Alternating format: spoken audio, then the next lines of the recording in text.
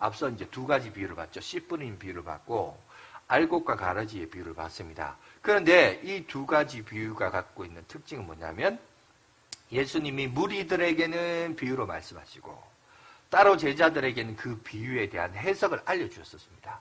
그래서 명명백백히 그 비유가 갖는 구체적인 의미와 의도와 목적이 뭔지에 대해서 다 알게 되었어요. 그런데 겨자씨와 누룩의 비유는 예수님이 무리들에게 비유로 말씀했어요. 비유로 말했지만 이거에 대한 해석이 빠져 있어요. 그래서 교회사가 도대체 이게 무슨 뜻이냐, 이걸 어떻게 해석해야 될 것이냐, 이거에 대해서 이제 논란이 아주 심각하게 많습니다. 어떤 사람은 이거를 교회 시대의 긍정적인 요소로 봐야 된다라고 긍정적인 부분을 강조하고 있는 반면에 또 다른 어떤 사람들은 아니다, 이 교회 시대에 일어나는 이 땅의 지상의 천국에서 일어나는 부정적인 내용을 설명하고자 예수님이 이 얘기를 했다. 긍정이냐 부정이냐, 부정이냐 긍정이냐, 이것 때문에 많이 시끄러워요. 근데 오늘 제가 이제 결론적으로 먼저 얘기하겠습니다. 이건 뭐냐? 둘 다예요. 둘 다를 다 얘기하고 있다니까요. 먼저 긍정적인 부분을 보시면 이렇게 합니다.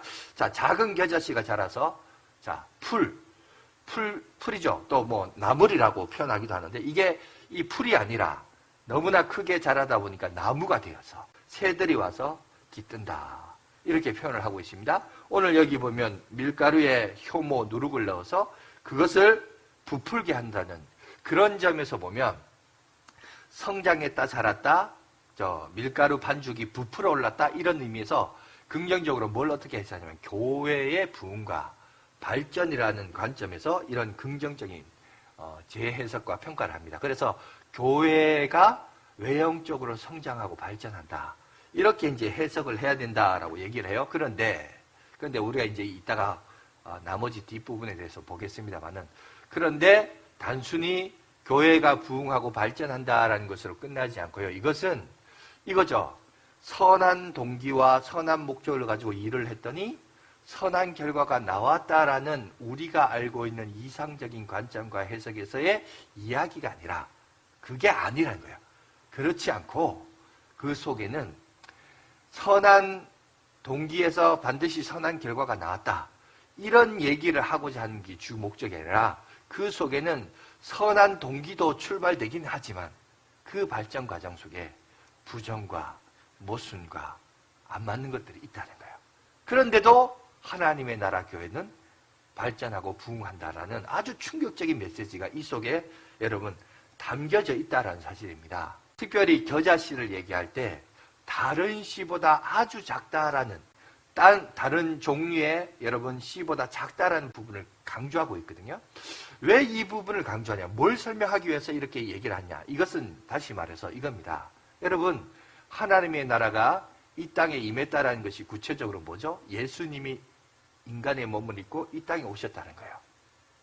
예수님이 인간의 몸을 입고 2000년 전에 이 땅에 오심으로 하나님의 나라가 시작되었는데, 문제는 그 어느 누구도, 그 어떤 이도 하나님의 나라가 이런 식으로, 이런 유도 하나님의 나라가 시작될 거라고 아무도 기대하거나 예상하거나 바라지 않았다는 거예요. 그런데 하나님의 나라 실체를 보니까 너무나 초라하고 보잘품없고 아주 작게 시작되었다는 거예요. 이유가 나오기까지의 배경을 보면 그게 어디로 거슬러 올라가야 되냐면 11장으로 거슬러 올라가야 됩니다. 여러분, 그때 당시 예수님의 비난의 대상이면서도 그 당시 사회적으로 인정을 받았던 여러분 서기관, 바리새인들, 종교 지도자들, 이들도 기대하지도 않았을 뿐더러 여러분, 심지어 예수님께 세례를 베풀었던 세례 요한조차도 자기가 생각했던 하나님의 나라, 구약의 표현대로 맞으면 여호와의 날이 이런 날이라고는 자기도 생각하지 않았던 거예요. 11장 3절에 보시면, 자, 세례 요한이 이렇게 얘기해요. 예수께서 여짜오되 오실 그이가 당신이오니까 우리가 다른 일을 기다리오니까. 여러분, 감옥에 갇혀있던 세례 요한이 곰곰이 생각해 봤어요. 여러분, 그 이전에 어떤 일이 있었죠?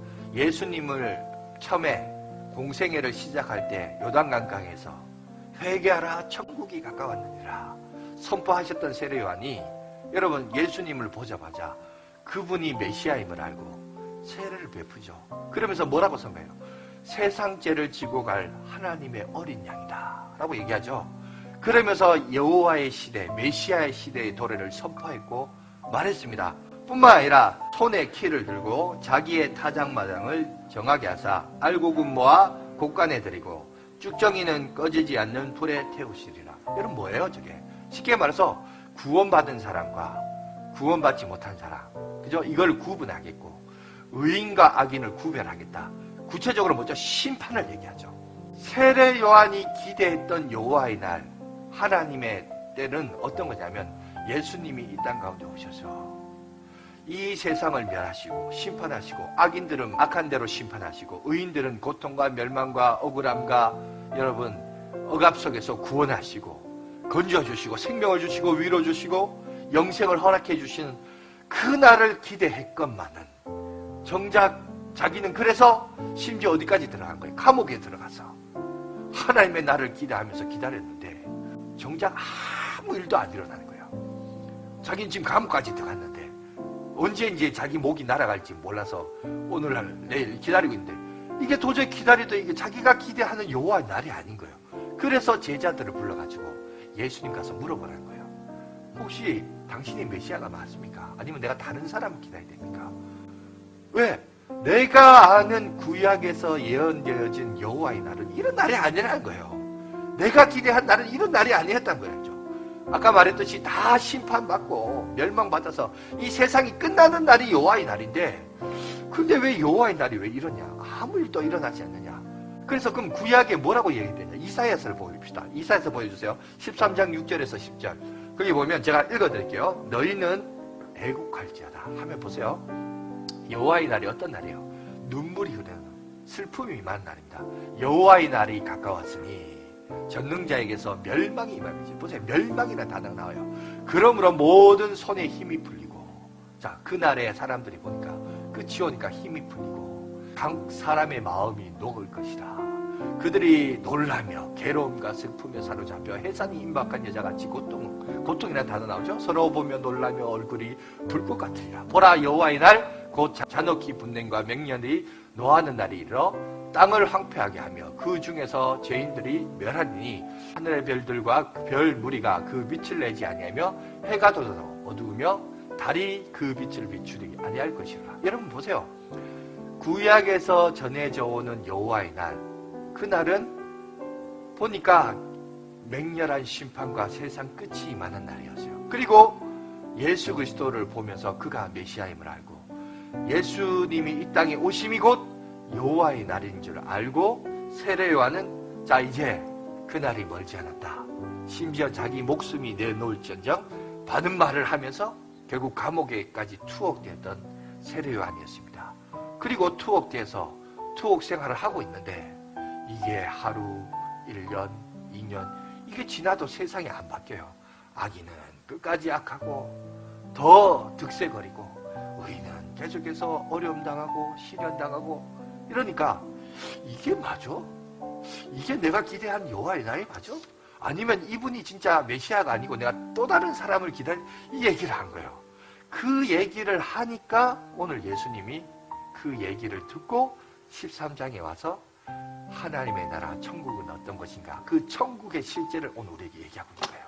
그런데 여러분 세상 구약도 그렇고 그 당시 종교 지도자를 그렇고 심지어 세례 요한도 그 사람들이 생각했던 하나님의 나라 천국의 실제는 인간이 기대했던 그런 실제하고는 전혀 달랐다는 거예요.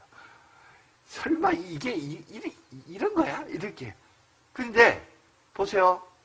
마치 개선장군처럼 흰말을 타고 멋있게 예루살렘을 입성할 줄 알았는데 그저 낙이 새끼나 하나 타면서 소수 몇몇 사람들이 먼지를 날리면서 호산나 호산나 외치면서 초라하게 예루살렘을 입성하셨습니다. 그리고 입성하셨어도 여러분 마치 죄인처럼 끌려다니면서 이리저리 끌려다니다가 결국 골고다 언덕에서 십자가에 못 박혀 죽으시고 그죠?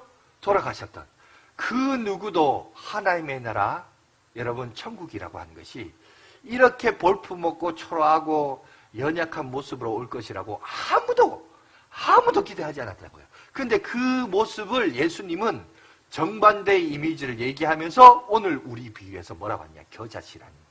그냥 아주 다른 씨보다 아주 작다라는 말이 이 얘기는 거예요. 그러니까 예수님은 이 땅에 오셔서 하나님의 나라 천국이 시작이 되는데 그것은 아주 작다. 아주 작은데 그리스도가 오셔서 하신 사역은 볼품 먹고, 인간으로 볼 때, 그죠? 볼품 먹고 같이 없고 억울하게 누명당하고, 그래서 그냥 정치적 희생양이, 여러분 그때 당시 예수님 뿐이 계세요. 얼마나 많은 이 시대에도 정치적 희생양들이 많습니까? 그런데 여러분 결국 그 중에 그냥 한 사람으로의 모습으로서 비천한 모습으로 끝나버리고 마는, 그러니까 그 누구도 기대하지 않았던 여러분 메시아의 출현과 사역을 봤을 때, 그것을 오늘 예수님이 비유를 들어서 겨자씨, 자 어떤 씨보다 아주 작다라고 오늘 우리에게 이런 식으로 표현을 하고 있다는 거죠. 그런데 중요한 것은 뭐냐?